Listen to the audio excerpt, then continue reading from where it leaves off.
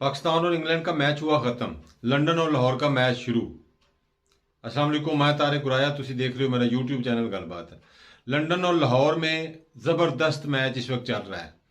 पाकिस्तान की team England के साथ मैच वर्ल्ड कप का फाइनल हार गई, लेकिन बहुत ज़बरदस्त तरीके से क्वालिफाई किया। फिर ये मैच बड़ी अच्छी फाइट दी, क्योंकि मेलबर्न क्रिकेट ग्राउंड 140-50 स्कोर वाली ग्राउंड है। उस पे 137 स्कोर करके भी अच्छी फाइट पाकिस्तान ने की। शाहीन अफरीदी का मिसहैप होना होता तो ये मैच और भी दिलचस्प हो सकता था। एनी होप, टीम पाकिस्तान में आपको बहुत बहुत मुबारक। तो बात यह है कि जी बहुत ही अहम खबरें हैं लाहौर से, ख़ास तौर पर। लंदन से तो आप सुनते ही रहते हैं कि लंदन में 2 दिन में 5 मुलाकातें, 3 दिन में 7 मुलाकातें, चौथे दिन एयरपोर्ट से वापसी। और अब जी मियाँ साहब की तबीयत ख़राब हो गई जी, अब मियाँ साहब एक मरतबा फिर मिलेंगे। फ़लाँ जनरल फाइनल हो गया, फ़लाँ जनरल जो है ना उसको प्रमोशन दे के मतलब किया जा रहा है, लेकिन मामलात जो है लाहौर में तय हो रहे हैं। ये बड़ी अहम खबर है आज की कि लंदन जो है वो अब पीछे रह गया और लाहौर जो है लंदन से बहुत आगे चला गया है। मुबैना तौर पर सदर पाकिस्तान जनाब आरिफ अलवी साहब और हमारे मुख्तदर अदारे के जो सरबराह हैं वो और इमरान खान की पिछली रात मीटिंग हुई है, जिसमें बहुत से मामलात तय पा गए हैं। बकौल जनरल खालिद नईम लोधी कि जो इमरान खान की रिजर्वेशन थी जनरल आसम मुनीर पे, उनको भी दूर कर दिया गया है। वो इस तरह कि जनरल आसम मुनीर को, क्योंकि 27 तारीख को रिटायर हो रहे हैं, इसलिए उनको जो रिटायरमेंट, जो उनकी समरी है रिटायरमेंट की, वो जारी, यानी रिटायरमेंट आर्डर जो है वो जारी कर दिया गया है। लिहाजा अब वो कंसिडरेशन में ही नहीं होंगे, मुकाबले में ही नहीं होंगे अगले चीफ बनने के। लिहाजा ये जो रिजर्वेशन थी इमरान खान की, क्योंकि जब वो जनरल साहब DGISI थे उस वक्त भी कुछ मामला PTI में और उनमें थे, तो मैं बकौल मतलब जनरल आसम मुनीर के हलके के मैं भी बल्कि इस चीज़ का चशमदीद हुआ हूँ कि वो एक बहुत ही प्रोफेशनल सोल्जर हैं और बहुत ही जीनियस बंदे हैं। लेकिन अल्लाह ताला को पता है कि किसके हुमा ये सर बैठती है। तो एक बात तो ये हो गई कि -1 हो गया, ये इसकी तस्दीक कर दी है जनरल खालिद नईम लोधी साहब ने भी कि वो अब दौड़ में शामिल नहीं है।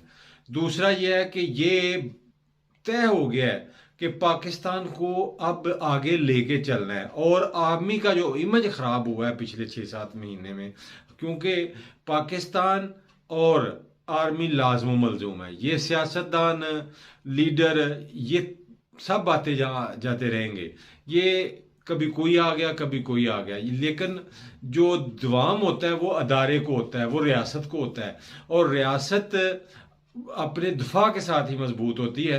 तो ये फैसला हुआ है कि दफा को मजबूत किया जाए, मज़ीद जो डिसइंटीग्रेशन है उसको ख़त्म किया जाए और यकजहती को फ़रोग दिया जाए। अवाम और अदारे के दरमियान दूरियां जो पैदा हुई हैं उनको किसी तरह मिटाया जाए। और उसको मिटाने का जो बेहतरीन हल सोचा गया है वो यही है कि जो आने वाली क़यादत है आर्मी की, उनको कम से कम सियासी मामलात से दूर रखा जाए और उनको अपने अदारे के अंदर रिफॉर्म्स करने की, और ख़ास तौर पे जो अदारे का एक अपना सियासी विंग है उसको ख़त्म करने की हदायत की जाएगी और मिनिमाइज किया जाएगा ये अदारे की जो पॉलिटिकल मामलात है उनमें से इंटरफेरेंस को।